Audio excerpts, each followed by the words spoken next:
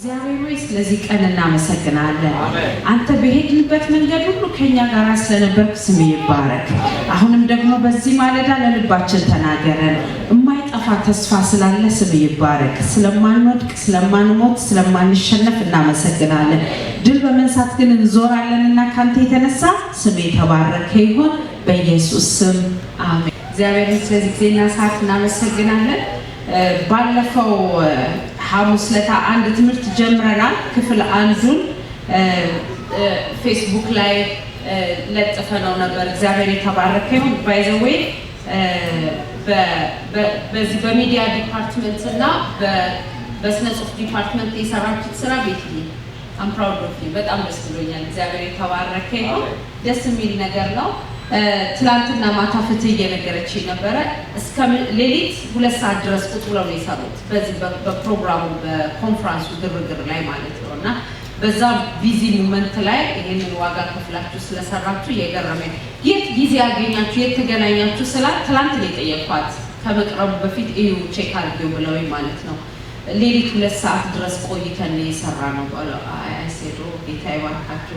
እንደዚህ አይነት ሰራዊት አለ ለብዬ ተገርም ያለው በእናንተ እግዚአብሔር አምላክ ይባርካችሁ። እሺ በሚገርም ሁኔታ እግዚአብሔር አንድ መንፈስ ሊመታ ወዶ አጋልጦታል፣ አውጥቶት አደባባይ አውጥቶታል። ለምን መጽሐፍ ቅዱስ እንደሚናገረው ጠላትን ከፊት አውጥቶ ምን አርገው ይላል? ምን አርገው ይላል? እግዚአብሔር የተባረከ ነው። ስለዚህ ጠላት ከፊት ለፊት የሚወጣው እንዲጠፋ ነው። እንድንፈራው አይደለም፣ እንድንሸሻው አይደለም፣ እንድንደነግጥበት አይደለም፣ እንዲጠፋ ነው። ስለዚህ እግዚአብሔር ፊት ለፊት እያጋለጠው ያለው መንፈስ አለ። ያም የፍርሃት መንፈስ ይባላል። ባይዘዌ ፍርሃት ምንድን ነው ብለን ስንል 2 አይነት ፍርሃት አለ። ቅዱስ ፍርሃት አለ፣ መጥፎ ፍርሃት አለ፣ አጋንንታዊ ፍርሃት አለ፣ ከእግዚአብሔር ዘንድ የሆነ ፍርሃት አለ። ከእግዚአብሔር ዘንድ የሆነው ፍርሃት ማንም ሰው ቢኖረው የተመረጠ የሆነ ፍርሃት ነው። ትክክለኛ ፍርሃት ነው እሱ ፍርሃት ማለት ነው። ምክንያቱም የጥበብ ሁሉ መጀመሪያ ነው ተብሎ የተነገረለት ፍርሃት ስለሆነ ማለት ነው። አንድ ሰው ጠቢብ ከሆነ የእግዚአብሔር ፍርሃት ልቡ ላይ ይኖራል ማለት ነው። ስለዚህ 2 አይነት ፍርሃት ነው ያለው። እግዚአብሔርን መፍራት አለ። እንደገናም ደግሞ ከሰይጣን በሚመጣ ውጊያ ህይወታችን ላይ የሚገቡ ወይም የሚሰርጹ የፍርሃት አይነቶች ናቸው ያሉት። ዛሬ ግን እግዚአብሔር አምላክ ይህን ጠላታችንን ፊት ለፊት ያወጣዋል፣ ያጋልጠዋል፣ ደግሞም በኢየሱስም ድምጥማጡን ያጠፋዋል። ለምን ብትሉ እግዚአብሔር በጣም ከሚጠላው መንፈስ አሰራር አንዱ የፍርሃትን መንፈስ ስለሆነ ይሆን። ስለዚህ የመጀመሪያው ነገር የጥበብ ሁሉ መጀመሪያ ነው። ሁለተኛው እግዚአብሔር መፍራት እድሜ ያረዝማል። ይሄ በረከት ነው። እድሜው እንዲረዝም የሚፈልግ ሰው እግዚአብሔርን ይፍራ። አሜን። ሰው ፈራ እግዚአብሔር ሲወሰድበት የሞት መንፈስ ሲቀርበው ነው። መሞት ያልፈለገ ካልሆነ እግዚአብሔርን አይደፍርም ወይም እግዚአብሔር ላይ ኃጢአት አይሰራም። ስለዚህ የጥበብ መጀመሪያ እግዚአብሔርን መፍራት ነው። ሌላው ትክክለኛው ፍርሃት ብንለው ደግሞ እግዚአብሔርን ለሚፈራ ጠንካራ መታመን አለው ይላል። ማለት ስትሮንግ ሺልድ አለው። ከሌላው ራሱ እግዚአብሔር ፍርሃት ውስጥ የተሰወረ ነው ያለው። ስለዚህ መጥፎ ፍርሃት አለ፣ ጥሩ ፍርሃት አለ ስንል ጥሩ ፍርሃት አንድ ፍርሃት ነው፣ እሱም እግዚአብሔር መፍራት ነው ያለው። እንደገና ደግሞ ጠንካራ መታመን ያደርጋል፣ ሺልድ ይሰራላችኋል፣ ጥላ እንዲኖራችሁ ያደርጋል፣ ከለላን ያደርጋል። እግዚአብሔር መፍራት ያልኩት ደግሞ ምሳሌ 14 ቁጥር 26 ላይ ነው ያለው። ሌላው ደግሞ በረከታችሁ ራሱ የተያያዘው እግዚአብሔርን ከመፍራት ጋር ነው። ብዙ ሰው ኦኬ እግዚአብሔር እንደፈለገ እንግዲህ ገንዘቡን ማግኘት ስላለብኝ ዋናው የኔ ነገር ነው ዋናው በሚል መንፈስ እግዚአብሔርን ሳይፈራ የማይደረግ ነገር ያደርጋል። ግን መጽሐፍ ቅዱስ ሲናገር ምሳሌ ምዕራፍ 19 ቁጥር 23 ላይ እግዚአብሔርን መፍራት ወደ ሕይወት ይመራል ይላል። ወደ ሕይወት ይመራል። እንደገና ደግሞ እግዚአብሔርን የሚፈራ ጠግቦ ይኖራል ይላል። አሜን አሜን አሜን አሜን አሜን። ጠግቦ መኖር የሚፈልግ ሰው አለ። እንግዲህ እግዚአብሔርን እንፍራ። ሌላው ከሞት ወጥመድ ማምለጫው እግዚአብሔርን መፍራት። ሰዎች ህይወት ላይ ወጥመዶች አሉ። እግዚአብሔርን የሚፈራ ሰው ይላል ከሞት ወጥመድ ያመልጣል። ፈራ እግዚአብሔር ከሌለብን ግን ወጥመድ ውስጥ እንያዛለን ማለት ነው። እግዚአብሔር የተባረከ ይሁን። ሌላው ምንድነው ባይ ዘ ዌይ በትእዛዝ ደረጃ ራሱ የተሰጠን ነገር ነው እግዚአብሔርን መፍራት። ምክንያቱም ምሳሌ ምዕራፍ 23 ቁጥር 17 ላይ ቀኑን ሙሉ እግዚአብሔርን በመፍራት ኑር ይላል። ስለዚህ አንደኛው ትእዛዝን ነው በህይወታችን ላይ እንድናደርግ የሚያደርገን ማለት ነው። ስለዚህ እግዚአብሔርን የሚፈራ ሰው አይሰናከልም። እግዚአብሔርን የሚፈራ ሰው አይሰስትም። ምክንያቱም መጽሐፍ ቅዱስ ሲናገር ምን ይላል? አብርሃም ይስሐቅን ሊሰዋለት ሲሄድ እግዚአብሔር ምን አለው? እግዚአብሔርን እንደምትፈራ እንደምትወደኝ አወቅኩ፣ አንድ ልጅን አልከለከልከኝምና። ስለዚህ የእግዚአብሔር ፍርሃት ህይወቱ ላይ ያለ ሰው ስስታም አይደለም። የእግዚአብሔር ፍርሃት ህይወቱ ላይ ያለው ሰው ደግሞ ክብር ያገኘዋል፣ ፈልጎ ያገኘዋል ክብር። ሃሌሉያ! እግዚአብሔርን የሚፈራ ሰው ይከበራል። ለምን ብትሉ ክብር ፈልጎ ያገኘዋል፣ ባለጠግነትም ያገኘዋል። ለዚህ ጥቅስ ልስጣችሁ ምሳሌ 22 ቁጥር 4 እግዚአብሔር የተባረከ ይሁን። ስለዚህ ይሄኛው ፍርሃት ቅዱሱ ፍርሃት ሁሉ ሰው ሊኖረው የሚገባው ፍርሃት ነው። እኔ ግን አትኩሮት ሰጥቼ መናገር የምፈልገው እግዚአብሔራዊ ያልሆነው ከሲኦል የሚላከው አጋንንታዊ መልእክት ወደ ሆነው ከሰይጣን ሰዎች ህይወት ላይ እየተላከ የሰዎችን ህይወት ፓራላይዝ ያደረገውን ፍርሃት ነው ማጋለጥ የምፈልገው። ይሄኛው ፍርሃት እግዚአብሔር የተባረከ ይሁን። በኖርንበት ወደ ባለጠግነት እንገባበታለን። ከኖርንበት የእምነት ሰዎች ያደርገናል። ከኖርንበት ረጅም ዕድሜ ያጠግበናል። ከኖርንበት ጠቢብ ያደርገናል። እግዚአብሔር መፍራት ማለት ነው። እግዚአብሔር የተባረከ ይሁን። አንዳንድ ሰዎች እግዚአብሔር መፍራታቸው ብቻ ከአንበሳ ጉድጓድ ያወጣቸዋል። ዳንኤልን ስታዩት አሁን ማንም የለብኝም በቃ እንግዲህ ባዕድ ምድር ነው ያለው እንደ ካልቸሩ ልኑር ብሎ ለባዕድ አምላክ ሰግዶ ቢሆን በህይወት ይኖራል። ግን የሁሉ ታሪክ አይኖረውም። የአንበሳ አፍ መዘጋት የሚባል ታሪክ አይኖረውም። በእሳት ውስጥ የሚገባ በኢየሱስ ስም ጀግና ታሪክ ይኖራቸዋል።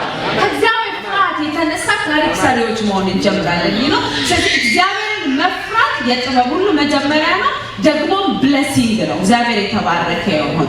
ግን አሁን ስለሱ ፍርሃት ሳይሆን ላወራ የምፈልገው አጋንንታዊ ውጊያ የሆኑ ፍርሃቶች አሉ፣ የሰዎችን ህይወት ፓራላይዝ አድርገው የያዙ። ጌታ የተባረከ ይሁን። ዛሬ ግን ይሄንን መንፈስ እንመታዋለን። ሰዎች በተለያየ ስርዓት ውስጥ ተይዘዋል። አንዳንዱ እግዚአብሔርን ይፈራል። ብዙ ጊዜ እግዚአብሔርን የሚፈራ ሰው ህይወቱ ኃጢአት ውስጥ ያለ ሰው ነው። ኢቭን የእግዚአብሔርን ፕሬዘንስ የሚፈሩ ሰዎች እንዳሉ ታውቃለህ። ቸርች መምጣት አይወዱም እና ሰይጣን ይነግራቸዋል፣ ቸርች ብትሄድ ትፈታለህ፣ ሂድ አይላቸውም። ትጮኻለህ፣ ያጋልጣል። መገለጥ ደግሞ ክርስቲያን ከሆነ ደግሞ እንደማይጮህ ካወቀ የተሳደብከውን በመገለጥ አደባባይ ያወጣብሃል ይላል። ለምን? መፈታትን እዛ ቦታ ስላለ በፍርሃት ይመታሃል። ዛሬ ህይወታቸው በፍርሃት ፓራላይዝ የሆኑ ሰዎች ሁሉ ነፃ ይወጡበታል። ሌላው ምንድነው? ሰዎች ደግሞ ሌላ የሚፈሩት ነገር ትክክለኛ ያልሆነ ከአጋንንት የሆነ ፍርሃት። እግዚአብሔርን መፍራት ጥሩ ነው፣ ፕሬዘንሱን መፍራት ግን ትክክል አይደለም።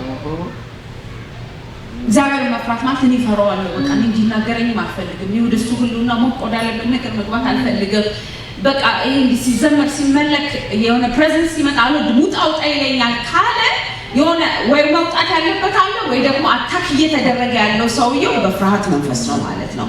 ሌላው ሁለተኛ ሰዎች ህይወታቸው ከሚታሰርበት አንዱ የፍርሃት አይነት የሰው ፍርሃት ነው። ሰውን ይፈራል። ይሄ ደግሞ ወጥመድ ነው ይለዋል መጽሐፍ። ኢቭን ኦልሬዲ በህይወታችን ትራፕ እንዳለ ለማወቅ ከፈለግን በጣም ሰው የመፍራት መንፈስ ካለብን እኔ ሻይናት በሚያባብል ቃል ሸፍነውልሽ እንጂ አይደለም። የዴስቲኒው ሌባ የፍጻሜሽ ሌባ መንገድሽ ላይ ቆሞ ነው። ስለዚህ ምንድነው ሌላው ወጥመድ? የፍርሃት መንፈስ ራሱን ከሚገልጥበት አሰራር ምንድነው? ሰው መፍራት። እስቲ ሰው መፍራት ወጥመድ ነው በሉ። እግዚአብሔር ይባላል። ባይዘው ሰው መፍራት ማለት ልቅ መሆን መሞከር ማለት አይደል። እኔ ሰው ስለማልፈራ ልኩንና ልቅነትና ሰው ማክበር ሁለቱም ታጥቷል። ሰው ፍርሃት ማለት ቢሉኝስ ቢያደርጉኝስ ትተውኝ ቢሄዱስ አብረውኝ ባይቆሙስ የሚቀብረኝ ባጣስ። ብዙ ሰው በጌታ እንደሚያምን ታውቃላችሁ። ኢየሱስ ክርስቶስ ከኃጢአት እንደሚያድን የሚያምን በጣም ብዙ ሰው አለ። ግን ለምን ወደ ቸርች አትመጣም ስትሉት በሰው ፍርሃት ታስሯል። በኢየሱስ ክርስቶስ ስም ከህይወታችሁ ላይ የኔን ድምፅ ከምትሰሙት ሰዎች ሁሉ ላይ የሰውን ፍርሃት መንፈስ ሰብረዋል። ውስጡ ትልቅ ጸጋ እንዳለ ያውቃል። ለምን ነው ማታገለግለው? አትችልም ይሉኛል፣ እኔ እንደነከሌ አይደለሁም፣ አይቀበሉኝም የሚል የሰው ፍርሃት። መጽሐፍ ቅዱስ ግን ልንገራችሁ፣ በህይወታቸው ትልልቅ ስራ የተሰራ ሰዎች ህይወታቸው ላይ አንድ ትእዛዝ ነው የወጣባቸው፣ አትፍራ የተባለው። ኢያሱ እግዚአብሔር መጥቶ ኮሙኒኬት ሲያደርገው ከሙሴ ጋር እንደነበርኩ ካንተ ጋር ሆናለሁ፣ ይሄንን ህዝብ የገባውለትን ፕሮሚስ ታወርሰዋለህ፣ ግን ምን አለ? አትፍራ፣ አትደንግጥ። እንደውም አልገባ አለው መሰለኝ፣ አትፍራና አትደንግጥ ብዬ አላዘዝኩህም? ነግሬሃለሁ። I gave you the commandment። ያንን ትእዛዝ አድርገው። በኢየሱስ ስም የሰው ፍርሃት ወጥመድ ይሰበር። ይኸው አንዳንዱ ሰው አልፈራም በሚል ልቅነት ውስጥ ገብቷል። እኔ እሱን አላልኩኝ። ሰው ባልፈራም ሰው አከብራለሁ። ሰው የሚጎዳውን ነገር መናገር የሰውን ነገር ድምጥ ማቅም ያጠፋ ሰውዬው በእግሩ እንዳይቆም የሚያደርገው ንግግር ሰው ስለማልፈራ ካፌ አይወጣም። ሰው መፍራት ማሳየው በሰው ኮንትሮል ውስጥ አለመሆኔ የራሴ ዲሲሽን ያለኝ ሰው መሆኔ ሰውን ስለፈራው ብቻ ማድረግ የሌለብኝን ነገር ማላደርግ ሰው መሆኔ ነው ምልክት። ለምሳሌ እግዚአብሔር የተባረከ ይሁን ሞሻራላ ባሪያ ማሶኮሎጂ ሜዲያ ነፃ የሚወጡ ሰዎች አሉ። ያኮርፉኛል ብለህ ፓርቲ ቤት ሄድክ ማለት ያለኸው የሰው ፍርሃት አጋንንታዊ እስራት ውስጥ ነው። የማይሰረቅ ነገር እኔ ብቻዬን እንደ ዩኒክ መሆን አልፈልግም በሚል ነገር መስረቅ ከገባ አይኖር ኃጢአት እንደሆነ ልታደርገው እንደማይገባ ታውቃለህ። ግን በሰው ፍርሃት ያንን የምታደርግ ከሆነ ትክክለኛ ነገር አይደለም። ስብከት በሰው ፍርሃት መቀየር እየሰበክ እያገለገለ መስጠት ዋና ነገር ነው ሲል የሆነ ሰው ጭቅ ብሎ መስጠት አይደለም ዋናው መሰጠት ላለው ብዬ ነው ብል የሰው ፍርሃት የእግዚአብሔርን ሐሳብ እንድፈጽም አያደርገኝም። መሰጠት ሌላ ርዕስ ነው። እኔ የምሰብከው ስለ መስጠት ነው ማለት ከቻልኩኝ ግን ያኔ እኔ ከሰው ፍርሃት ነፃ ነኝ ማለት እናገራለሁ። በህይወታችሁ ላይ በጓደኛ ፍርሃት የተያዛችሁ እግዚአብሔር ይፍታችሁ። እኔ ኤፍታ ይበላችሁ። በዘር ፍርሃት ቢያወግዙኝስ ቢረግሙኝስ ቢጠለቁምብኝስ ቢሰኩብኝ ሲሰኩኝ ከአንቺ ጋር ያለው በዓለም ካለው ይበልጣል። ስለዚህ እኔ አቋም አለኝ፣ ማመልከው አምላክ አለኝ፣ የምፈራው ጌታ አለኝ። እንዴት እቺን መቤቲቱ ብታስወጣኝ እኮ በቃ እኮ ከቤት እወጣለሁ፣ በቃ ምን ማድረግ እችላለሁ፣ አብሬያት ልተኛ ቢል ዮሴፍ እውነት ነው። ደግሞ ማንም የሚያይ የለም። ሾርት ከቱ መውጫው መንገድ ከእሷ ጋር መስማማት ነው። ነገር ግን እግዚአብሔር ቃል ምን ይላል? እግዚአብሔርን እበድል ዘንድ ከኔ ራቅ አለ። በእግዚአብሔር ፊት ኃጢአትን አልሰራም ማለት ከሰው ፍርሃት ይልቅ እግዚአብሔር ፍርሃት ህይወቱ ላይ ገባ። ስለዚህ ህይወቱ ከወጥመድ ዳነ። እኔም አያለሁ ከሰው ፍርሃት ይልቅ እግዚአብሔር ፍርሃት ህይወታችሁ ላይ ይገባ። ከወጥመድ ስታመልጡ አያለሁ። ስለዚህ ወጥመድ ተሰበረ እኔ ማመለጥኩ ምንድነው? ስብር የሚል ነገር ኖሮ አይደለም። የእግዚአብሔር ፍርሃት ህይወትክ ላይ ይገባ።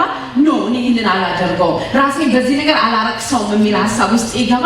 ያን ጊዜ ከኃጢአትና ከወጥመድ እናመልጣለን ማለት ነው። ስለዚህ ሰዎች ሌላ ምን ይፈራሉ ብላችሁ ስታስቡ ተፈጥሮ የሚፈሩ ደግሞ አሉ። ዛፉ ሲወዛወዝ የሚፈሩ፣ እንስሳም የሚፈሩ ባይዘወይ ግን እግዚአብሔር የሰጠን ግዛው ተብሎ ነው። አሜን። ስለዚህ እኔም ላይ ያለውን የቆራሪት ፍርሃት እሰብራለሁ ማለት ነው። ቆራሪት አልወድም። አሜን። ግን አልፈራውም። ለምን ዶሚኔት አድርጊው ተብያለሁ። ነው እግዚአብሔር በተፈጥሮ ላይ እንኳን ስልጣን ሰጥቶናል። ለዚህ ነው ኢያሱ ፀሐይ ያቆመው። ስለዚህ ቶርኔዶ እናንተ ቤት አለ። አሜን። የተፈጥሮ ፍርሃት የለብንም። አታክ ነው ታውቃላችሁ። ይሄንን ስም ሰጥተውት ፎቢያ ይሉታል ምናምን ፎቢያ 114 አይነት ፎቢያ አለ። ምኑ ልጥቀስላችሁ? ዋናው ፍርሃት የሚለው መንፈስ እንምታው ራሱ ስሙን እየቀየ ስም ያወጣል በየሳምንቱ። የአባቱ ስም ግን ፍርሃት ነው። ስለዚህ በላስት ነው የሙንጥሮ በላስት ነው የሙንጥሮ። አሜን አሜን። ቴንክ ዩ። ላስት ነው ሙንዱ ብላለው። የእንትን ፍርሃት አለብኝ፣ የከፍታ ፍርሃት አለብኝ፣ የስቅታ ፍርሃት አለብኝ፣ የሞት ፍርሃት አለብኝ፣ የበሽታ ፍርሃት አለብኝ። ዋናው ምንጩን በኢየሱስ ስም እናደርቀዋለን። ከቤታችሁ የፍርሃት መንፈስ የተመታ ይሁን። ከህይወታችሁ የፍርሃት መንፈስ የተመታ ይሁን። ስለዚህ ምንድነው ከየት የመጣ ነው? ሰው ላይ በምንድነው የተጣበቀው ብላችሁ የአዳም ዘር አይደለን? ከኃጢአት የተነሳ ተፈጥሯችን ውስጥ ስጋችን ውስጥ የገባ የፍርሃት መንፈስ ነው። ለምን ብትሉ አዳም መጀመሪያ ከእግዚአብሔር ሲለይ ኃጢአተኛ ኔቸር ውስጥ ሲገባ ተደበቅኩኝ አለ። ራቁቴን ስለሆንኩኝ ፈራሁኝና ተደበቅኳል። በፊት አይፈራም ነበር። ለዚህ ነው በጽድቅ በሚኖሩበት ወቅት ከእባብ ጋር ያወሩ ነበር፣ ከአንበሳ ጋር ያወሩ ነበር። ፍርሃት የሚባለው ነገር ላይ ኢንትሮዲውስ አልሆኑም ነበር። ከኃጢአት በኋላ ነው ፍርሃትን ያወቁት። አያችሁ፣ ኃጢአት ፍርሃትን ወደ ሰው ልጆች ያስገባበት መንገድ ነው። የሰይጣን ዴድሊ ዌፐኑ አለኛ መርዙ አለኝ የሚለው ነገር ቢኖረው ፍርሃት ነው። እኔ ህይወት ላይ አይሰራም በሉ እስቲ። አብረን እየተዋጋን እየወጋነው እንሄዳ። እኔ ህይወት ላይ አይሰራም፣ እኔ ቤት ላይ አይሰራም፣ እኔ ፍጻሜ ላይ አይሰራም፣ በኢየሱስ ስም አይሰራም። ለምን ብትሉ ሰዎች ኢቭን ዴስቲኒያቸውን ድራይቭ እያደረገው ያለው እየነዳው ያለው ሹፌሩ ፍርሃት ነው። ተገኝቷል። አሜን። ጌታ የተባረከ ይሁን። ጌታ የተባረከ ይሁን። እሺ ፍርሃትን ወደ ህይወታችን ምን ቆይ የሚፈራ ሰው ምልክቱን ልንገራችሁ ይጨነቃል። አንድ ሰው ፍርሃት ውስጥ እንዳለ ምልክቱ ጭንቀት ነው። ዝም ብሎ ይጨንቀዋል። ስለ ኑሮ ሲያስብ ይጨንቀዋል፣ ስለ ነገ ሲያስብ ይጨንቀዋል፣ ስለ ከነገ ወዲያ ሲያስብ ይጨንቀዋል። እኔ አልተረጋጋውም ነው ቋንቋ ምንድነው? አረ ምን አይነት ጭንቀት ነው? ዘመኑ ጭንቀት ነው። ለዘመኑ ስም ይሰጠው ግን አታክ የተደረገው በፍርሃት መንፈስ። ሁለተኛ የፍርሃት መንፈስ ያለባቸው ሰዎች ሰልፍ ፕሮቴክሽን ፕላኖች አሏቸው። ሁሉ ጊዜ ራሳቸውን በመጠበቅ ነው የሚኖሩት። ኦሆ እንዲህ ካልክ እኮ እንዲህ ነው፣ እንደዚህ ከተወሰነ ጥንቃቄ ያስፈልጋል። በጣም ፎከስ የሚያደርጉት አዲስ ነገር መሞከር ላይ ሳይሆን መጠንቀቅ ላይ ብቻ። እውነት ነው፣ ጥንቃቄ ይጠብቃል፣ ማስተዋልም ይጋርዳል። ከመጠን በላይ ጥንቃቄ ግን ይስራል። ሰማችሁ? ሰልፍ ፕሮቴክሽን ሲሰራ ታዩታላችሁ። ለመቼ ነው? ለመከራ ዘመን ነው የሚሰራው። ከፊቱ የበረከት ዘመን አይታየውም። ፍርሃት ነግሮታል። የዛሬ 4 ዓመት መከራ አለ ብሎ እዚህ ኤቭሪዴይ ተነሳ ተቀመጠ የሚሰራው ለመከራው ዘመን። እኔ ግን አምናለሁ ጨለማ ቢጨልም እኔ ጋር አይጨልም። መቅሰፍት ግብጽ ላይ ቢወድቅ እኔ ጋር አይመጣም። እኔ አያም ፕሮቴክትድ። ሌላው ይለፋልኛል፣ እኔ ግን በሆነ መንገድ ትራንስፈር ይደረጋል። ምክንያቱም ጻድቁ ኃጢአተኛው ለጻድቁ ያከማቻል በሚለው ቃል እኖራለሁ። ይሰማል?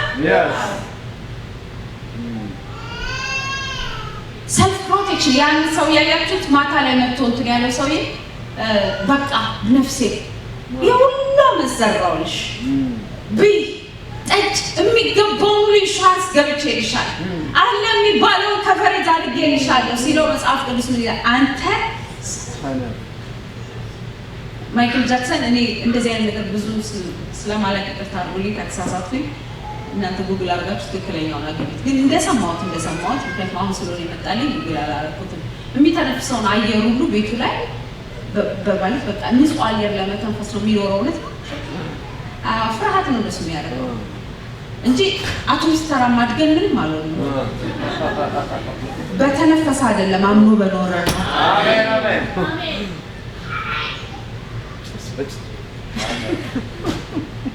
ኢትዮጵያ በአዋራ የሆነበት ሰፈር ላይ ኖረን ጉንፋን ይዞን አያውቅም። ፊር ህይወታችንን ድራይቭ አያደርግም። ሰልፍ ፕሮቴክሽን ውስጥ የሚገቡት ሰዎች ኢቨን አበሻ ቸርች አልሄድም። ለምን? እኔ ከማንም ጋር መነካካት ሰልፍ ፕሮቴክሽን ፍርሃት ነው። በጣም የሚወድ ቢበዛል በምን ታውቃለህ?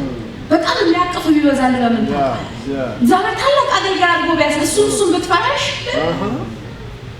ሰው ቢበዛብኝስ የሚወደኝ ቢበዛልኝ የሚፈልገኝ ቢበዛልኝ ብለን ብንፈራ ይሻላል። ምክንያቱም ኢዮብ ምዕራፍ 3 ስናነብ ነበር። ኢዮብ የዛ ሁሉ ዲዛስተሩ ሲያስረው የፈራሁት ደረሰብኝ ያለው። ስለዚህ በህይወት የምንፈራቸው ነገሮች ይወርሱናል። ግን እግዚአብሔር ዛሬ ድምፁን አውጥቷል። የፈራችሁት ነገር አይወርሳቸው። ሌላ በመስገብገብ ሰው የፍርሃት መንፈስ ውስጥ እንደገባ ያስታውቃል። ላይፉ ሁሉ ግሪድ ነው። ሁሉ ነገር ለሱ ውድ ነው። 3 ብር ብትገዛ ውድ ነው። 30 ብር ብትገዛ ውድ ነው። እንዴ ብሎ አንተ ለምትከፍለው ነገር እሱ ያመዋል። አንተ ለምታወጣው ነገር እሱ ያመዋል። ህይወቱ ግሪድ ውስጥ ነው ያለ። እንዴት ይሄው ሁሉ ነገር በመስገብገብና በቁጠባ መካከል ልዩነት አለ። እግዚአብሔር የቦታር አምላክም እንደሆነ አምናለሁ። ሰው ሴቭ ማድረግ እንዳለበት አውቃለሁ። ግን ዳቦ በሻይ ብቻ እየበላ እየነከረ ጠዋት ዳቦ በሻይ እየበላ ሴቭ በማድረግ ግን አይዶን ብልኝ ህይወት መኖር አለበት። ሰውየው ዲክቴት እያደረገው ያለው ፍርሃቱ ነው። ግን ደግሞ ሁሌም ይበላ ብሎ ደግሞ የብክነት መንፈስ እየተዋጋው ነው። ግልጽ ነው። ባላንስ መደረግ አለበት። የሰዎችን ህይወት ግሪድ መስገብገብ ሞልቶት ካያችሁት እግዚአብሔር የተባረከው አንተ ቤት መጥተው 4 አይነት ወጥ ስታ አንድ አይበቃ ምንድን ነው ይሄ ሁሉ ሚላቸዋል። ለምን ብትሉ ኦሬዲ የመስገብገብ መንፈስ ህይወታቸው ላይ ገብቷል። ለዚህ ነው መጽሐፍ ቅዱስ ሲናገር ለእግዚአብሔር መስዋዕት እናቀርባለን ይላል። ግን ሲያመጡለት መስገብገብ ውስጥ ስላለ በጋቸው ውስጥ ይገቡና እስቲ አይነ ስውር ፈልግልኝ አንካሳ ፈልግሪ የማይጠቅማቸው ነገር ነው የሚሰጡት። እኔ ግሪድን በኢየሱስ ስም በህይወታችሁ ላይ እንትን ፋይት ካላደረጋችሁ ኮንትሮል ያደርጋችሁ ይወርሳቸው። ለመስጠት ስትፈልጊ የተበሸሩት በቃ የተቀደደ ድጋሚ ልትለብሹ ማትችው እቺን እሰጣለሁ ብለሽ የምትሰጪ ከሆነ ይኸውልሽ ስግብግብነት ህይወትሽን እየገዛው ነው።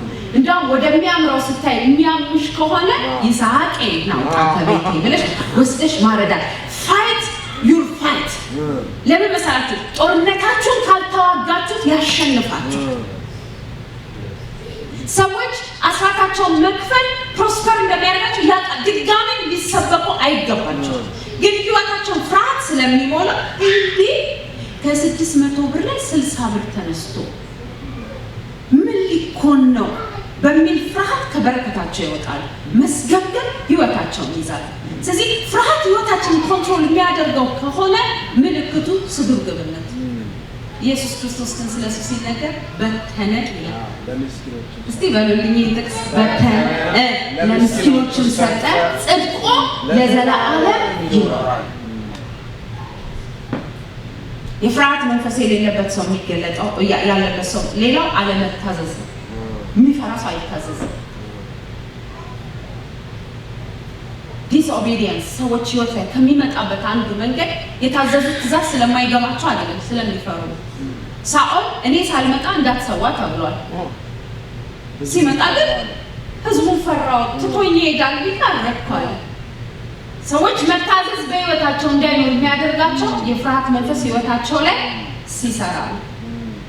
ሌላ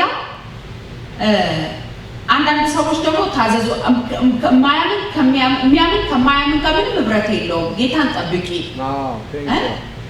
ሰለሞን እስከሚመጣ ጠብቂ፣ እባክሽ ከማንን አታግቢ ብለሽ ስትያት ኖ እግዚአብሔር እንግዲህ ይሄንን ሲል ይሄ ዘመን አልገባውም ይሆናል። ቸርች ያሉ ደግሞ ሁሎች ፈዛዞች ናቸው። ሲላቸውም ደግሞ እዚህ አይጠይቁም። በቃ ከሄዱ ኢትዮጵያ ጉብኝት ይሄዳሉ፣ በዛ ይዘው ነው የሚመጡት። እኔ ግን እግዚአብሔር እዚያ አዘጋጅተህ ተይ እግዚአብሔር ቃል አይጣም። ግን ፍርሃት ሌላ ባላገኝስ የሚወደኝ ባላገኝ የሚል ፍርሃት ሽኖው ሴት መታዘዝ እንዳለባት እሱም ያውቃዋል መታዘዝ እንዳለበት፣ ግን ፍርሃቱ ይነዳዋል። በኢየሱስ ስም ህይወታችሁ ባለመታዘዝ አይነዳም። ከፍርሃት የተነሳ አሜን በሉልኛ። ከእናንተ ይልቅ ፌስቡክ ላይ አሜን ያሉትን ሰማሁት። ስለዚህ በደንብ አሜን በሉ። እግዚአብሔር የተባረከ ነው። ስለዚህ ምንድን ነው የሚያስፈልገን? ከፍርሃት ነፃ መሆን። ቢገለኝም እንኳን እሱን እንጠብቃለን። ዛሬ ጀግና መንፈስ ነው። ልክ ሲያብራራልሽ ይኸውልሽ አሁን ይህንን እድል ካልተጠቀምሽ እግዚአብሔር ስትይ ታሙል ሄደው ሲል እወቂ የሚያወራሽ ፍርሃት የፍርሃት ስብከት ከጆሮአችሁ ተቆረጠ። አሜን አሜን። አልሰርቀውም አልሰርቅም። እግዚአብሔር ታማኝ ነው። በራሱ መንገድ ፕሮቫይድ ያደርጋል። አልዋሽም። እግዚአብሔር ታማኝ ነው። በራሱ መንገድ ነፃ ያወጣኛል። ለዚህ ነው መጽሐፍ ቅዱስ እግዚአብሔርን መፍራት ከወጥመድ እንድታመልጥ ያደርግሃል። ከወጥመድ እንድታመልጥ ያደርግሃል። እኔ በጣም የምወዳት ጓደኛ አለችኝ፣ ጌታን በጣም የምትወድ በጣም እግዚአብሔርን የምታገል ቸርች ውስጥ ቁጭ ብለን አንዱ ወንድ አይጠይቃትም። እኛው እንኳን ተጠይቀናል። በእውነት ከመልኳ ካላት ነገር ከሁሉ ነገር ምንም አይመጣም። በኋላ አንድ ጊዜ በወጣች ቁጥር ደግሞ አሕዛብ ይጠይቃታል። የዘመድ ስብሰባ ትሄድ፣ የምን ስብሰባ ትሄድ፣ አሕዛብ በቃ በእናትሽ የፈለግሽው ቤት እገዛልሻለሁ ይላል፣ አንዱ መኪና እገዛልሻለሁ ይላል። እንደው ተሳፍረሽ እኔ መኪና ውስጥ እንደው ሄደሽ አይደለም አግብተሽ ያ ቋንቋው ላይ ሰይጣን እሱ ያዘንብላታል። እኔ ምድረ ፈዛዛ ተሰብስቦ ትላለች መታዝ ግን ከእግዚአብሔር ሐሳብ አልወጣ ከእግዚአብሔር ሐሳብ አልወጣ። ከዛ ታግሳ ቢመጣ ማን ይመጣል? የት ነበርክ? በእውነት ስሙ የት ነበርክ አይደለም፣ እኛ ነን የት ነበር። እግዚአብሔርን መፍራት የፍቅሩ ጥልቀት የማስተዋሉ ልክ የትዕግስቷን ዘመን ስትጨርሰው የት ነበርክ መጣ። እኔም አምናለሁ ፍርሃታችሁ አይነዳችሁ፣ የት ነበርካችሁን ታገኙታላችሁ።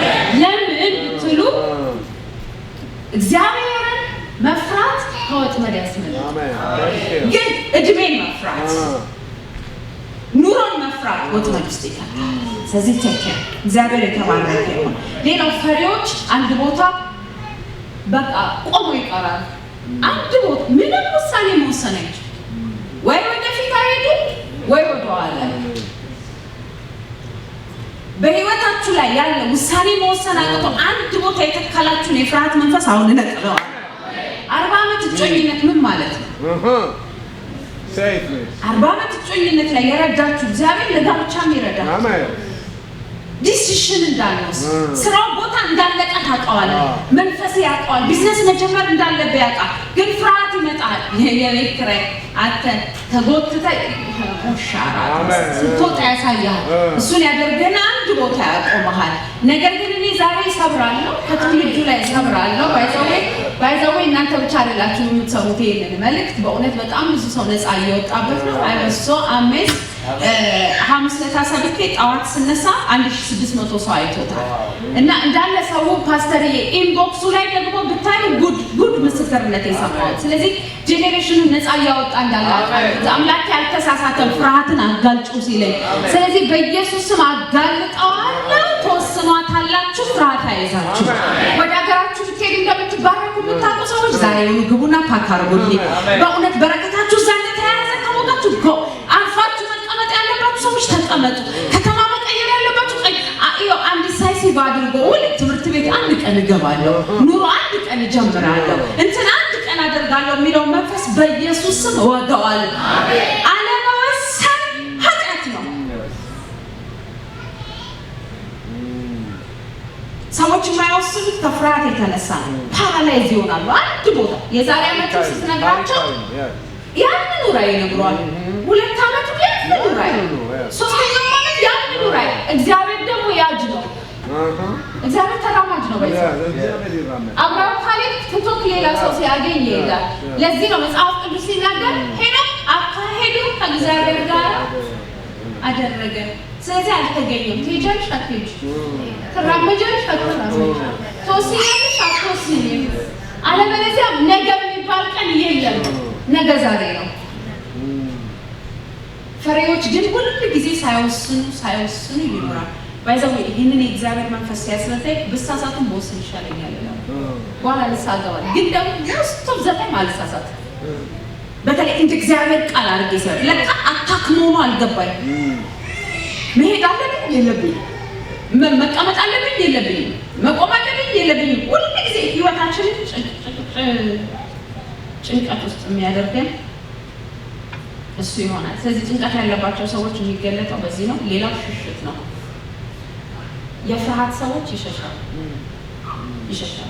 ከሰው ይፈራሉ፣ ከቸርች ይሸሻሉ፣ ከሰው ይሸሻሉ፣ ከእግዚአብሔር ይሸሻሉ። አዳምና ሔዋን የት ሲባል ሸሻው። ለምን? ፈራውና ሸሽ። ፍርሃት ያሸሻል። አስተዋይነት አይደለም እንድትሸሽ የሚያደርግ። እኔ በጥበብ ልኖር ብዬ አይደለም፣ በትክክል በለው ፍርሃት ነው የነበረው። በፍርሃት ልኖር ብዬ ነው በል እንጂ በጥበብ አይደለም። ፈሪ ፍርሃት መንፈስ ሰው አታክ ሲያደርገው ሸሻ። መጽሐፍ ቅዱስ ሲናገር 400 የበዓል ነቢያቶችን ከገደለ በኋላ ኤልያስ ኤልዛቤል ንግግር ተናገረችበት። እግዚአብሔር ወገለኝ እገልሃለሁ ስላለች ሸሻ። ብዙ ሰዎች ህይወታቸው ወደ ምድረ በዳ የሚያወጡት በመንፈስ ተመርተው እንደ ኢየሱስ አይደለም። በንግግር በኤልዛቤል ዛቻ በተለያየ ቋንቋ ነው የሚሸሹት። ህይወት ላይ ሽሽት ካለ ፍርሃትን ዲል ካላደረግከው ደግሞ ይገኛል። ሌላው የፍርሃት ሰዎች ንግግራቸው ያስታውቃል። ፈራ፣ ደነገጥ፣ አይመስለኝም፣ እኔ እንጃ፣ የኔ ነገር እንኳን ለሁሉ ሊሆን ይችላል፣ አለቀብኝ፣ ጊዜው ሄደ። አፋቸው በደንብ ያስታውቃል።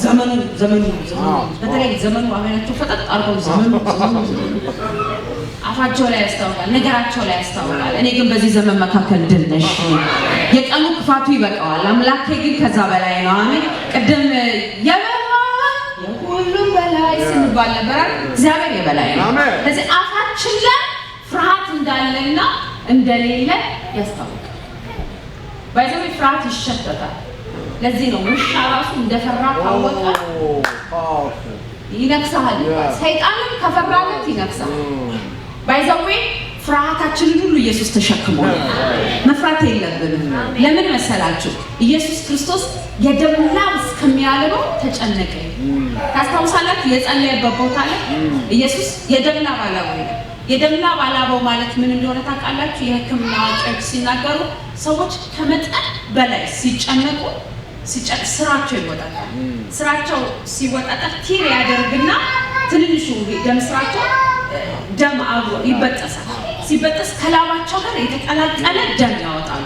ኢየሱስ that much ለኔ ላይ ተጨንቋል። አሁን this is not my turn እሱ ተጨንቋል። ለዚህ ነው ሲመጣ እንኳን ኢንቫይት አድርጎኛል። እናንተ ደካሞች ሸክማችሁ የከበደ ወደ እኔ ማሳርፋችኋል፣ ቀንበሬን በላያችሁ ተሸከሙ፣ ከኔ ተማሩ፣ እኔ በልቤም ትሁት ነኝና ብሏል። ስለዚህ ልንገራችሁ፣ ወደ ኢየሱስ እንሂድ። ደግሞ ኢየሱስ ምን አደረገ? ሲጨነቅ ጸለየ። ለምን? ፍርሃቱ ከሱ ላይ እንዲሄድለት። በኋላ ግን ምንም እንኳን በእናት በአባት ተወኝ፣ አታስጨንቀኝ፣ እኔ በቃ የምትገድለኝ ግደለኝ ምናምን አላለም። ቢጠይቁት እንኳን አልመለሰም። ዝም አለ እንደሚታረድበት። ለምን? የሚያበረታው መልአክ ተላከለት። ያንን ሁሉ የጭንቀት ፕሮሰስ ያለፈው እኔ ዘና አሜን ፍርሃት ነፃ ወጥቼ እኖር ዘንድ ነው። አይ ሰው ቢኖር ጥሩ ነበር ብሏል። ሰው የሚሰማ ቢኖር ጥሩ ነበር። ሌላው የፍርሃት ላይ ያላቸው ሰዎች ምን አይነት ሰዎች ናቸው? ጥላቻ ውስጥ አሉ፣ መግደል ውስጥ አሉ። የሚፈሩና የሚጠሉ ሰዎች ጥላቻ አላቸው፣ ይገላሉ። እኔ አላልኩም፣ የእግዚአብሔርን ቃል እናንብበው። እንደውም ሌላውን አላነበውም። ይሄኛውን ግን አንደኛ ሳሙኤል ምዕራፍ 18:28 እና አንደኛ ሳሙኤል 18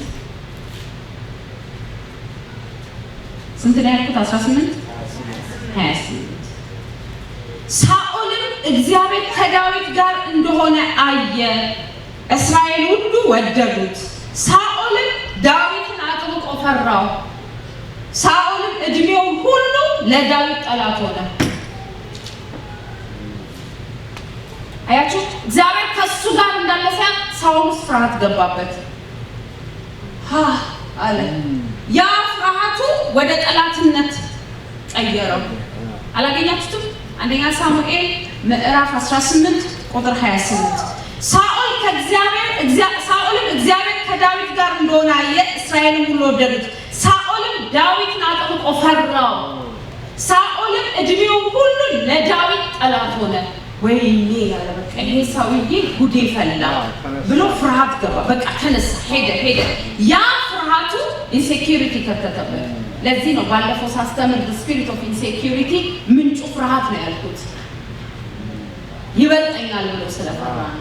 ስለዚህ ይሄ የሚገርም አጋንንታዊ አሰራር እንደሆነ ልገልጽላችሁ እወዳለሁ ማለት ነው። እግዚአብሔር ይመስገን። ስለዚህ የሚፈራ ሰው ከዚህ አይነት ነገር ከእንደዚህ አይነት ነገር መገለጫ ይኖርበታል። ለመሆኑ የፍርሃት ምክንያቶች ምንድን ናቸው? ይህን ቶሎ ልናገረውና ከዛ በኋላ እግዚአብሔር ከረዳይ መውጫውን በ10 ደቂቃ ተናግሬ ከፍርሃት መንፈስ መውጫውን ተናግሬ ወተን እንሄዳለን።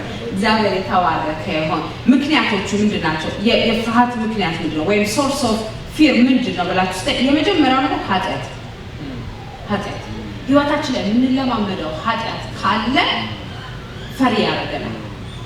ባይዘው መጽሐፍ ቅዱስ ሲናገር ይላል ጻድቅ እንደ አንበሳ ያለ ፍርሃት ይኖራል፣ ኃጥእ ግን ፈሪ ነው፣ ሳይነኩት ነው የሚሸሸው፣ ፍርሃት ውስጥ ነው የሚገባው። ስለዚህ ምንድነው ህይወታችን ላይ ፍርሃት የሚያመጣብን ብለን ካለን ኃጢአት ነው። የምትለማመዱት ኃጢአት ካለ አቁሙ። ለምንድነው በእግዚአብሔር ፕሬዘንስ ውስጥ ብገባ ቢያጋልጡኝስ፣ ትንቢት ቢናገሩብኝስ ብለው ሰዎች የሚፈሩት ለምንድነው ብላችሁ ስትሉ ብቻቸው ሰው ሳይኖር ፕራክቲስ የሚያደርጉት ነገር ስላለ እሱ ቢጋለጥ ነው የሚፈሩት። ጽድቅ ግን ቢኖር ህይወታቸው ላይ ፍርሃት አይኖራቸው። ፍርሃት ደግሞ ሽሽትን ያመጣል። ሽሽት ደግሞ ሞትን ይወልዳል። ታውቃላችሁ እንግዲያውስ። ስለዚህ ህይወታችን ላይ የምንለማመደው ኃጢአት ካለ ጥላቻ ቢሆን ሐሜት ቢሆን አለ አይደለ አሉ የሚባሉ ኃጢአቶች እናቆማቸው። ሁለተኛ ፍርሃትን የሚያመጣው ከእግዚአብሔር መራቅ። ሪሌሽንሺፓችን ከእግዚአብሔር ጋር ቅርብ ካልሆነ ፍርሃት በህይወታችን ላይ ያመጣል። ለምን ብትሉ ከእግዚአብሔር በራቅን ቁጥር ወደ ፍርሃት እንቀርባለን። ከፍርሃት በራቅን ቁጥር ወደ እግዚአብሔር ቀርበናል። ስሙኛ፣ እችን ስሙ። ወደ እግዚአብሔር የቀረበ ከፍርሃት እየራቀ ነው። እኔ ወደዚህ ስመጣ አሁን ወደዚህ መባ መሰብሰቢያ ስመጣ ፑልፒቱን ወርቄው ፑልፒቱን መራቅ ማነው መባ መሰብሰቢያው መራቅ ከፈለኩኝ ግን ወደ ፑልፒቱ ቀርባል ወደ እግዚአብሔር የቀረበ ከፍርሃት ይርቃል ወደ ፍርሃት የቀረበ ከእግዚአብሔር ይርቃል ስለዚህ ወደ እግዚአብሔር እንዴት ነው የምቀርበው ጸሎት መቅረቢያ እግዚአብሔር ልጅ ኢየሱስ ክርስቶስ እንኳን ሲጨነቅ ያደረገው ደቀ መዛሙርቱ ሁሉ ሰብስቦ ፕሊዝ ለአንድ ሰዓት እንኳን አብረን እንጸልይ ያለው ምክንያቱም የፍርሃት መንፈስ የሚወገድበትን ቦታ ያውቀዋል ገባችሁ ስለዚህ ፍርሃት ከየት ይመጣል ከእግዚአብሔር ስትርቁ ግን በየማለዳው ከእግዚአብሔር ድምጽ የሚሰማ ሰው አይፈራም ለምሳሌ አንድ ጊዜ ይሄን ምሳሌ ልናገር ቴሮሪስት ገብቷል ብዬ እዚህ ጋር ብናገር እዚህ ጋር መጥቼ ደግሞ ኤፕሪል ደፉል ነው ልሸውዳቸው ነው ብል ይሄ ተራመሳል ይሄኛው ተረጋግቶ ይቀመጣል ምንድነው ያረጋጋው ይሄን ብትሉ የሰማው ሚስጥር ይሄኛው ደግሞ ውሸት ሰምቷል አያችሁ ወደ ከእግዚአብሔር ስትርቁ ሚስጥሩን አታውቁ ወደ እግዚአብሔር ስትቀርቡ ሚስጥር አላችሁ ስለዚህ ከሚያስፈራው ሪፖርት በላይ ወደ እግዚአብሔር የቀረበ ሚስጥር አለው ወደ እግዚአብሔር ስንቀርብ ያገኘነው ሚስጥር በችግሮቻችን ላይ ተረጋግተን እንድንኖር ያደርገናል ስለዚህ ሰው ለምንድን ነው የሚፈራው ከእግዚአብሔር ሲርቅ ነው እንዴት ነው ታዲያ ወደ እግዚአብሔር የምንቀርበው በጸሎት ወደ እግዚአብሔር እንቅረብ የእግዚአብሔር ቃል በማንበብ ወደ እግዚአብሔር እንቅረብ በማምለክ ወደ እግዚአብሔር እንቅረብ ያን ጊዜ የፍርሃት መንፈስ እኛ ላይ መስራት አይችልም ግን ኢንፎርሜሽን እንደሌለ ካወቀ ያን በእንቅብቀው ነው የሚጫወተው የራሱን ኢንፎርሜሽን እየሰጠ ፈሪ ያደርጋል ሰማችሁ ስለዚህ ከየት የተነሳ ነው ፍርሃት የሚመጣው መንፈስ የሚመጣው ብላችሁ ካላችሁ ከዚህ የተነሳ ነው ሰው ከእግዚአብሔር ሲርቅ ወደ ፍርሃት ይቀርባል ከፍርሃት ሲርቅ ወደ እግዚአብሔር ይቀርባል ሶስተኛ ፍርሃት የሚያመጣው ሮንግ ፎከስ ነው ሮንግ ፎከስ ትክክለኛ ያልሆነ ነገር ላይ ፎከስ ማድረግ አትኩሮት መስጠት ከእግዚአብሔር ይልቅ በጣም ስለ ክፋት ስለ ኢቭል ስለ ጠላት አሰራር ስለ አጋንንት አሰራር ኢንፎርሜሽን መሞላት ፎከስ ያደረገው ሰይጣን ምን እንደሰራ ነው ዘገባው ሁሉ ቢያውቅ እንንትና ሰፈር እኮ የሆነ ጠንቋዩን ሰው ሽባ አደረገው እግዚአብሔር ሽባ እንዳስነሳ ኢንፎርሜሽን የለው ሮንግ ቲንግ ላይ ፎከስ ማድረግ ሌላው ከብርሃን ይልቅ ጨለማ ላይ ትኩረት ማድረግ ከስኬት ይልቅ የሚያነበው ራሱ ሰዎች እንዴት ከቢዝነስ ወደቁ የሚል መጽሐፍ ነው እንጂ እንዴት ተሳካላቸው የሚል አያነብም ለምን ፎከስ የሚያደርገው ሮንግ ቲንግ ላይ ነው በጌታ በኢየሱስም ፎከሳችሁ ይስተካከል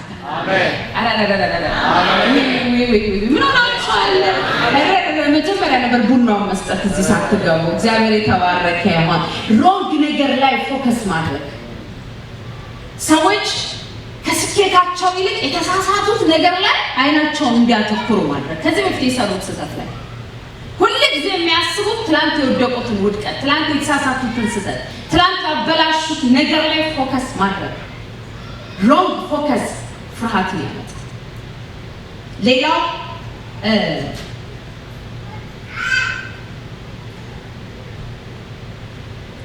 በበሽታና በችግር ላይ ትኩረት ከማድረግ ከፈዋሹ ላይ ከማድረግ ይልቅ አቤት ዛሬማ የፈሰሰው ደም ልትል ሴትያ ዛሬማ እንደ ጎርፍ ነው በቃ ችግሩ ብቻ ላይ ፎከስ ማድረግ ከፈዋሹን ከማየት ይልቅ ባይ ዘ ዌይ መንፈስ ቅዱስ ያዘዘኝን ነገር ልንገራችሁ ያኔ እግዚአብሔር ይባረክ በዛ ጊዜ ያሳለፈኝ ጌታ ስሙ ይባረክ 2 ወር በጣም ታምሜ ነበር ያልኳችሁ ወቅት ያሳለፍኩበት ወቅት ላይ የእግዚአብሔር መንፈስ እንደዚህ ያለኝ መርሲ ያለኝ አሁን እንደዚህ አይነት ስብከት አይደለም የሚያስፈልግሽ ያለኝ የተፈወሱ ሰዎች ምስክርነትን ስም ያለው ልቤ ላይ ያለኝ እሱ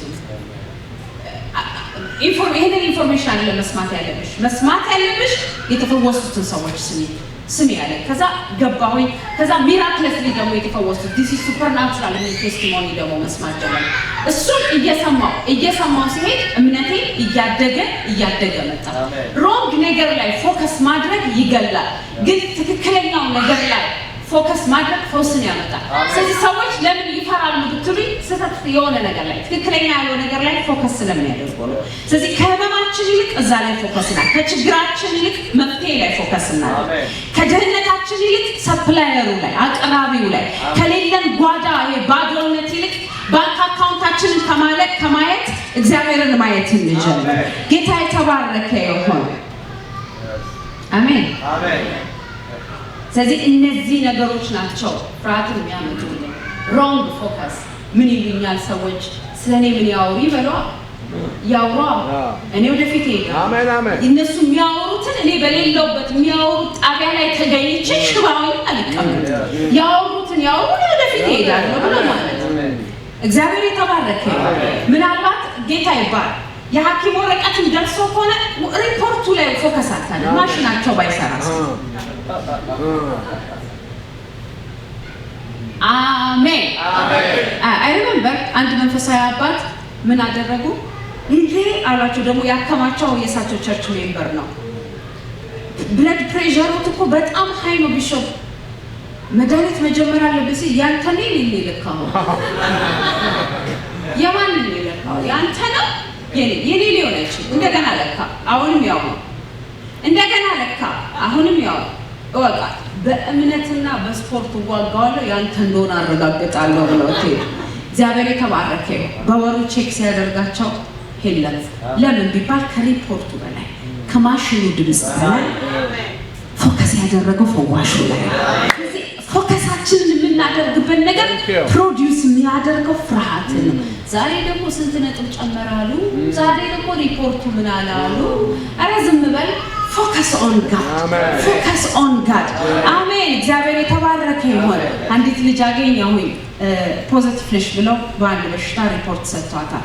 ከዛ በኋላ ፓስተር ይጸልይልኝ አለች። ጸለይኩላት። ከዛ ኢትዮጵያ ከተመለስኩ በኋላ ደወለችልኝና ፓስተር ጸልይሽልኛል አለች። ከዛ አዎ ብዬ ረስቼዋለሁ። የአንዳንድ ሰው ስታስተምሩት ከእናንተ በላይ ነው አማኝ የሚሆነው። ካውንቱ ስንት ደረሰ አይቼው አላውቅም አለች። ግን መዳኔን በሰውነት ያውቄው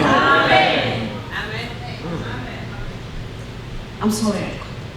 አንዳንዴ ፓስተርም ስለሚስት ስቼ ነው ፎከስ ኦን ጋድ በእግዚአብሔር ቃል ላይ ፎከስ አድርጌ እግዚአብሔር የተባረከ ስሙ የተባረከ አሁን እዚህ ሳገኛት አታምኑ ለምልማ አምሮባት ምልክቶቹ እንዳለ ጠፍተዋል። ሐኪምሽ ምን እያለ ነው? እማየው ሌላ ነው እያለ ነው። እማየው እያየህ ትቀጥላለህ።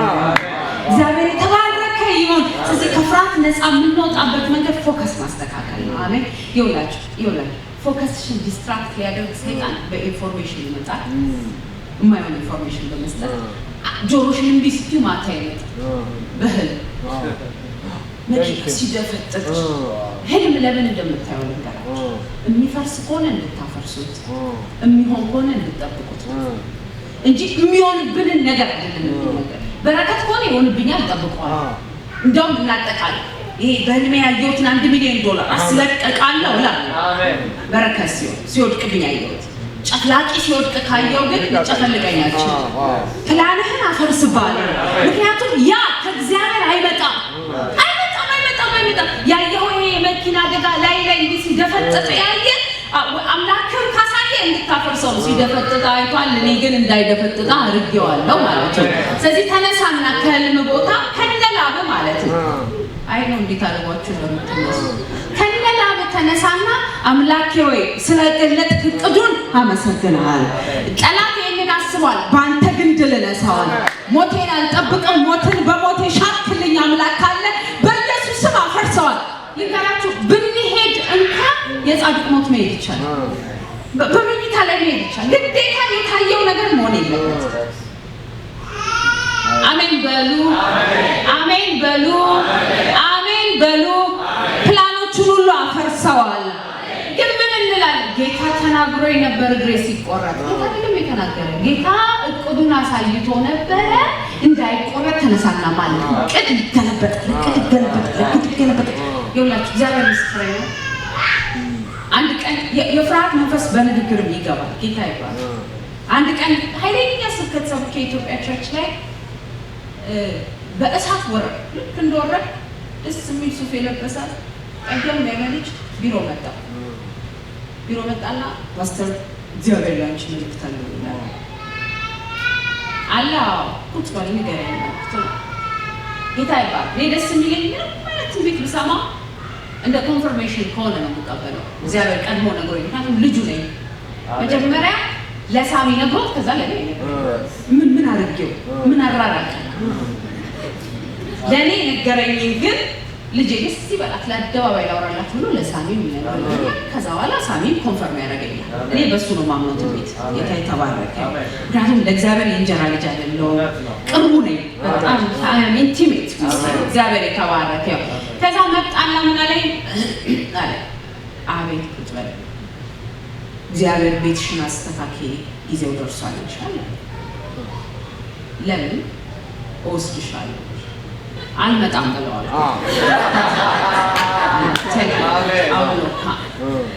አልመጣም ግን ንግግር ስኔር ነው፣ ይዋጋል፣ ጭንቆር ነው። እንቁላሉን ነው ጣል አድርጎብኝ ሄደው ኤቭሪ ናይት ስሞት በህልሜ ማየት ጀመርኩ። ኤቭሪ ናይት ከዛ ይነዋት ኢየሱስ የሄደውን መንገድ ሄድኩት፣ ፋይት አደረኩት፣ ጾሜያስ ጸለይኩ፣ ዲስማንትል አደርጋለሁ። ይህንን የሞት መንፈስ ገለብጠዋለሁ። በዚህ ሰው ትክክለኛ መልእክት እንዳደለ አውቃለሁ፣ ግን ኦልሬዲ እምነቴን በላብኝና ፍርሃት ከተተብኝ። ስለዚህ የማየው ነገር በሙሉ ፍርሃት ሆነ። አንዴ ልጄ ሲሞት፣ አንዴ እኔ ሲሞት፣ አንዴ ልጄ ሲሞት፣ አንዴ እኔ ሲሞት፣ በኋላ አይሴት ኖ ይሄ የሞት መንፈስ አይሰራም አለ አይደለ? አንዳንዴ ሲመጣባችሁ መንፈሳዊ ቁጣ አንባረኩበት ነው። ጠፋ ካሁን በኋላ ቻናሉ የፕሮሞሽን ካልሆነ የእድገት ካልሆነ ካስተላለፈ እኔ ላይ አድርገኝ ያሳየዋል የት እንደምገባበት። ስለዚህ እግዚአብሔር የተናገራችሁ አይደለም። ኦኬ መሄድ ካለባችሁ የመሄድ ድምፅ ፍርሃት አይፈጥርም። መሄዴ ነው ቻው ቻው ቻው ቻው ነው የምንባባል። የእግዚአብሔር ድምፅ ምልክቱ ሰላም ነው። አሜን አሜን። ከዚህ በላይ ሰዓት የለም፣ መውጫውን ለመናገር ጊዜ የለኝም። እግዚአብሔር የተባረከ ግን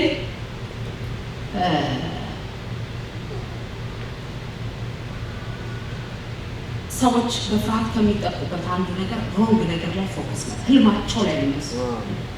ጠዋት ሲወጡ የሆነ ሰው የሆነ ነገር ሲያደርጋቸው አይተዋ እየጠበቋት ነው የሚውሉት። የጻድቁን መጠበቅ አያሳፍረውም። አጠባበቀን ያስተካክል። አሜን። ገልብጫዋል። አሜን። አፍርሻዋል።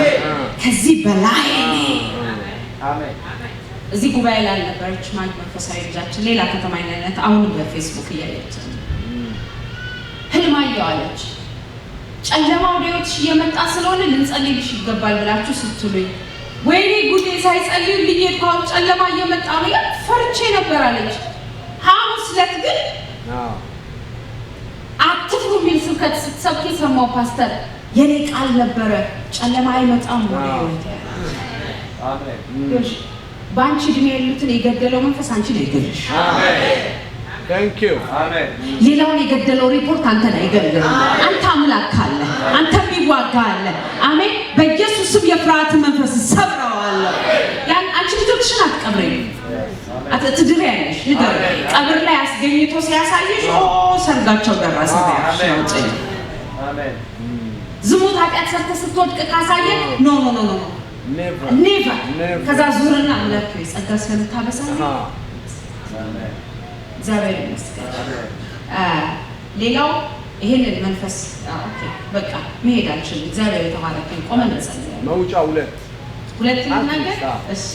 አንደኛው ወደ እግዚአብሔር መቅረብ መውጫ ሀፍረሽ ጸልያችሁ ተኝመጥቶል እንዳታይ ቃል አንብባችሁ ሜዲቴት እያደረጋችሁ ፊልም እያያችሁ አትይም። አሜን። የሚገል ፊልም አይተን ወስዶ እንዴት ነው ማታ መቶ ማይገል አሜን። በርከክ የምትሉበት ህልሜ እንደ ያዕቆብ አይነት የሚሆን የሰማይ መስኮት ተከፍቶ በቃ መላእክት ሲወጣና ሲወርድ ማይበት ቪዥን ማገኝበት ድምፅ የምሰማበት ህልም ይሁንልኝ ብለህ አሜን። ወደ እግዚአብሔር ቅረብ። ወደ እግዚአብሔር ለመቅረብ ዳግም መወለድ ነው፣ ጸሎት ነው፣ ቃሉን ማንበብ ነው። እነዚህ ነገሮች ወደ እግዚአብሔር ስትቀርብ የሚያበረታህ መልአክ ይላካል፣ የፍርሃት መንፈስ ይሰብረዋል። ሌላው የምትሰሙትን ቻናል አስተካክሉ።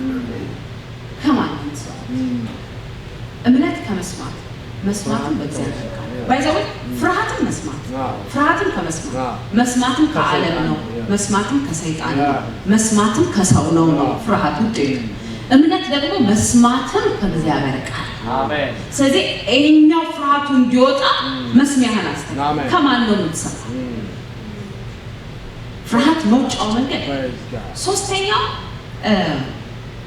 ከፍርሃት መንፈስ ነፃ የምንወጣበት ትእዛዝ ስለሆነ ታዘዙ አትፍራ ትእዛዝ ነው አሜን ኢሳይያስ ምዕራፍ 8 ቁጥር 11 ነውና ኢሳይያስ 8:11 እንደዚህ ይላል እግዚአብሔር በጽኑ እጅ እንዲህ ተናገረኝ በዚህ ሕዝብ መንገድ እንዳልሄድ አስጠነቀቀኝ እንዲህ ማለት ይህ ሕዝብ ዱለት ነው በሚሉት ዱለት ነው አትበሉ መፈራታቸውን አትፍሩ አትደንግጡ ይህ ሕዝብ ከሚሄድበት አካሄድ ጋር አትሂድ ይኸው ስሙ እግዚአብሔር በጽኑ እጅ እንዲህ ተናገረኝ ነው ጽኑ እጅ ማለት እንደዚህ እየተንቀጠቀጠ ነው በዚህ ሕዝብ መንገድ እንዳልሄድ አስጠነቀቀኝ ዋ ትሄድና ይህ ሕዝብ እንዴት ነው የሚሄደው እንዲህ አለ ይህ ሕዝብ ዱለት ነው በሚሉት ዱለት ነው አትበሉ አባታ አትቀላቀል መከራ ነው ሲል መከራ ነው አትበል ችግር ነው ሲል ችግር ነው አትበል ፍርሃት ነው ሲል ፍርሃት ነው አትበል መፈራታቸውን አትፍሩ አትደንግጡ ሲል አስጠነቀቀኝ ነው ዛሬ እግዚአብሔር በእኔ ሆነ ያስጠነቀቃቸው ማስጠንቀቂያ እያንዳንዳችሁ አትፍሩ ይላል ለምንድን ነው ማንፈራው እሱን ጥቅስ ቆመንና መብልና እንጸልይ ኢሳይያስ ምዕራፍ 41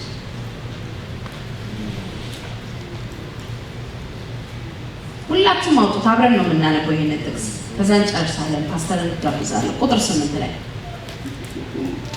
ባሪያዬ እስራኤል ሆይ ይላል ባሪያዬ ሜርሲ ማለት ነው የእናንተን ስም ራሳችሁ አውጡት አስገቡት እግዚአብሔር ይመስገን ባሪያዬ ሜርሲ ሆይ ያዕቆብ ነው ሁላችንም ያዕቆብ ነው የምንለው ጌታ ይባርክ አንድ ሁለት አላገኛችሁም ይጠብቃችሁ ኢሳይያስ ምዕራፍ 41 ቁጥር 8 አሜን ድምጽ ያለው ሁሉ ጮክ ብሎ አብሮ እንዲል ይፈልጋለሁ ጌታ ይባርክ ባሪያዬ ሜርሲ የመረጥኩሽ ያዕቆብ የወዳጄ አብርሃም ዘር ሆይ ደስ አይልም ይሄ የወዳጄ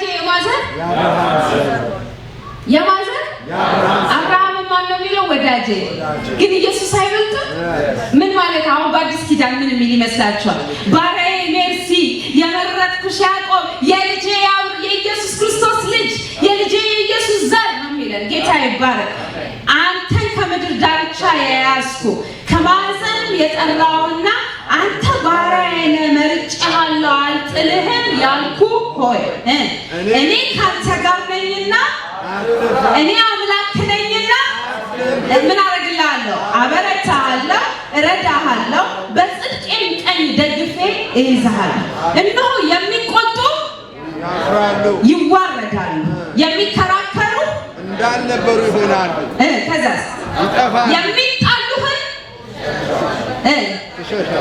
የሚዋጉህን እንዳልነበሩ እንደምናምን ይሆናሉ አሜን እኔ አምላክ እግዚአብሔር ምን ብያለሁ አትፍራ እረዳሃለሁ ብዬ በቀኜ እይዝሃለሁ አሜን አንተ ትል ያዕቆብ የእስራኤል ሰዎች አትፍሩ እረዳሃለሁ ይላል እግዚአብሔር የሚቤዥ የእስራኤል ቅዱስ አሜን በቃ ጌታ የሚለው አትፍሩ አሜን ጌታ የሚለው አትፍሩ ነው ለአንተ ትንቢት አለኝ በሉት አጠገባችሁ የሰራዊት ጌታ እግዚአብሔር እንዲህ ይልሃል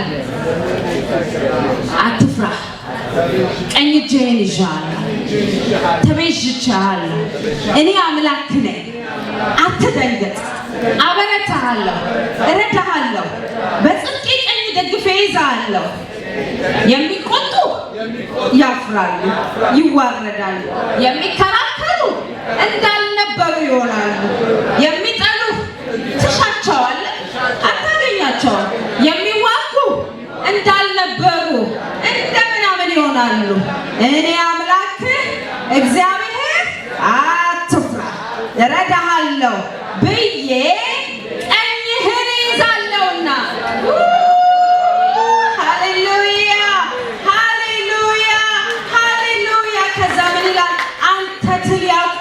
የእስራኤል ሰዎች አትፍሩ እረዳሃለሁ ይላል እግዚአብሔር የሚቤዥ የእስራኤል ቅዱስ በኢየሱስ ስም